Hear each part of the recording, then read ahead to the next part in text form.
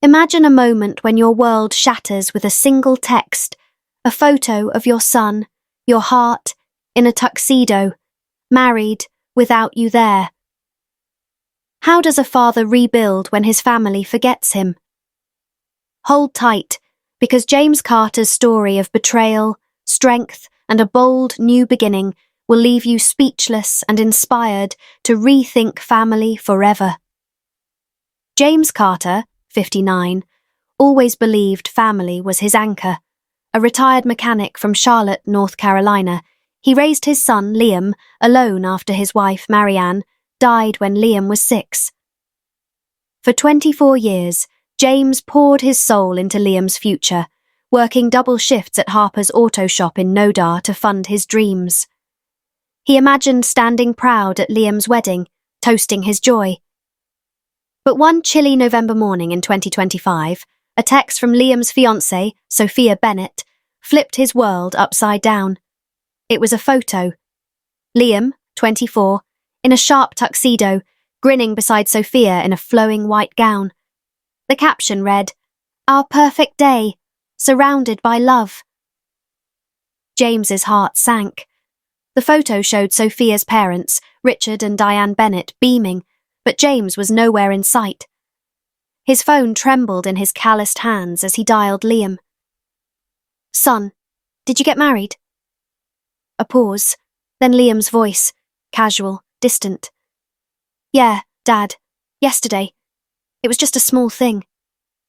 The Charlotte street noise buzzed through the call, honks, chatter, life moving on without him. "Why wasn't I told?" James asked, voice cracking. "It was just us and Sophia's folks. No big deal." No big deal. The words cut deeper than any blade. James stared at the photo, Liam's smile brighter than ever, and realised he'd become a footnote in his son's story. He deleted the text, but the question lingered. What does a father do when family no longer needs him? Sitting in his modest Dilworth home, James sipped his black coffee, the mug's warmth a faint comfort against the cold truth. He'd spent decades for Liam, skipping vacations, selling his vintage Mustang to pay for Liam's engineering degree at UNC Charlotte, cooking pot roasts for Sunday dinners. He recalled Liam at 8, promising, "Dad, when I get married, you'll be my best man." That memory, once a treasure, now felt like a lie. James had worked nights at the shop, grease-stained hands fixing cars to afford Liam's prom suit, his first laptop, his graduation party at the Mint Museum. Every sacrifice was for Liam's bright future, yet that future had no room for him. He texted Liam twice that day, asking to talk. No reply. By evening, a curt message. "I'm good, Dad. Busy now. Catch up soon." Soon. As if James's heart wasn't breaking. That night, staring at the ceiling fan in his bedroom, James felt the weight of 24 years of fatherhood vanish. But in that darkness, a spark ignited. A new James Carter was rising. Liam's wedding wasn't the first sign of distance. In college, Liam started drifting. Late-night study sessions turned into weekends away with friends James didn't know. Sunday dinners became, "I've got plans, Dad." When Liam met Sophia, a marketing major with a polished smile, James saw a glow in his son's eyes. He was thrilled, hosting Sophia for barbecues, grilling burgers with his special recipe. But Sophia's glances at their simple home, the worn couch, the faded curtains, spoke volumes. "Nice place, Mr. Carter," she'd said, but her tone hinted at pity. Liam began spending holidays with the Bennetts in their upscale Myers Park mansion. "They do this big Christmas thing," Liam explained, skipping James's traditional ham dinner. James nodded, hiding his hurt, thinking it was just a phase. Now the wedding photo proved it wasn't. The Bennetts, with their country club memberships and European vacations, fit Liam's new life. James, with his toolbox and flannel shirts, didn't. James scrolled through Sophia's social media, each post a dagger. Liam and Sophia at a vineyard, toasting with the Bennets. A beach getaway, captioned, "Family forever." Comments poured in, friends, colleagues, no one noticing James's absence. He called his sister Evelyn in rally. "He got married without me," James choked out. Evelyn's voice roared through the phone. "That boy's lost his mind. After all you've done?" She reminded him of the years he'd juggled 2 jobs, the nights he stayed up helping Liam with math homework, the time he sold his fishing gear to buy Liam's first car. "You gave him everything, James. It's time you live for you." Her words hit hard. James had always put Liam first, but now Liam had chosen a new family. It was time for James to choose himself. The next morning, James sat at his kitchen table, a notepad in hand. He wasn't just a father. He was a man with dreams buried under years of sacrifice.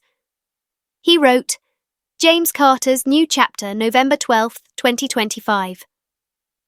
First, he assessed his finances. Years of frugal living and overtime had built a nest egg in a savings account at Piedmont Bank. He'd saved for Liam's future, but now it was his. Second, he needed a new home, away from memories of waiting for Liam's calls. He remembered his old friend Marcus, who'd moved to a vibrant senior community in Asheville called Blue Ridge Haven. "It's like starting over, but better," Marcus had said. James Googled it, the website showing cozy apartments, hiking trails, and smiling residents. It felt like a place he could breathe again. Third, he'd ease out of Liam's life. No drama, just boundaries. He wouldn't beg for a place in a story that didn't want him.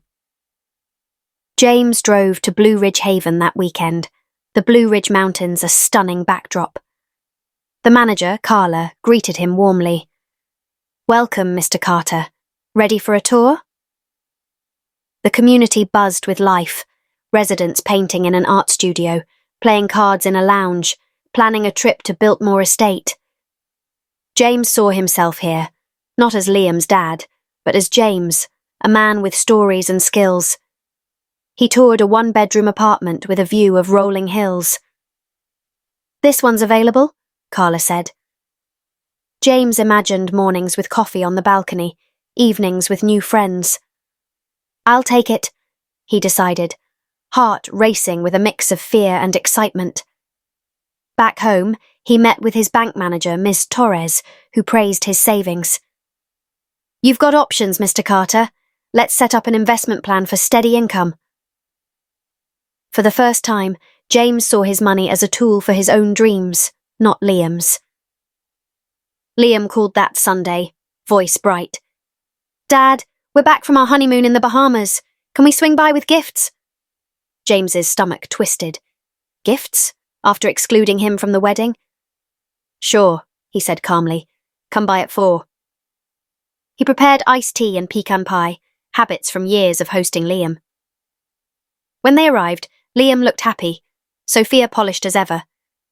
"Dad, you got to see these photos," Liam said, passing his phone. James saw beaches, sunsets, the Bennets laughing. No mention of him.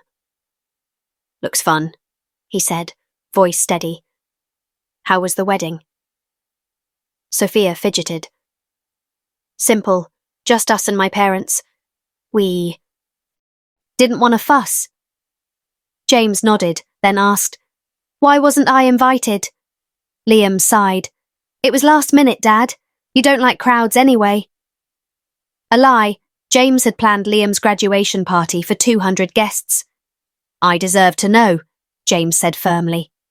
Sophia offered a bag of souvenirs, shells, a keychain, a Bahamas mug. "For you, Mr. Carter." James thanked them, but the gifts felt hollow.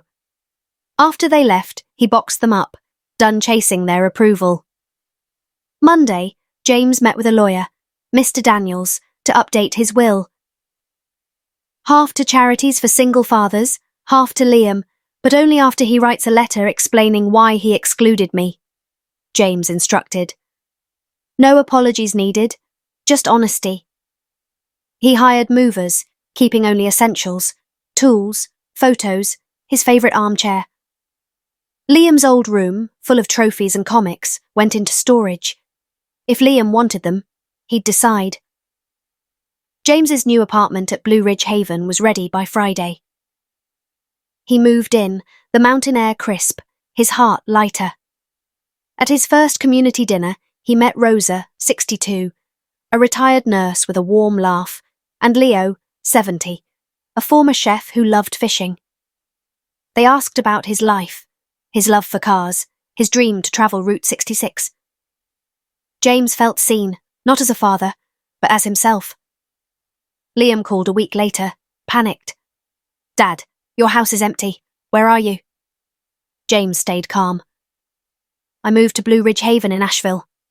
I'm happy here." Liam sounded shocked. "A retirement home. Why didn't you tell me?" "You didn't tell me about your wedding," James replied. "I'm living for me now." Silence. "Are you mad at me?" Liam asked. "Not mad. Just done waiting for you to include me." James hung up, feeling free. At a pottery class that evening, Rosa praised his clay bowl. "You've got talent, James."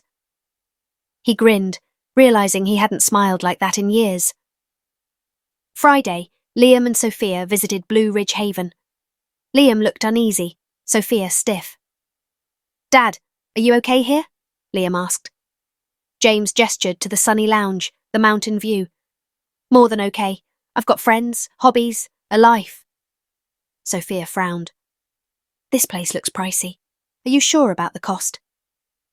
James smiled. "My savings, my choice.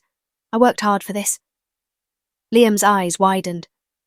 "Dad, we didn't mean to hurt you with the wedding." James nodded. "I know, but actions have consequences. If you want me in your life, it's got to be mutual respect."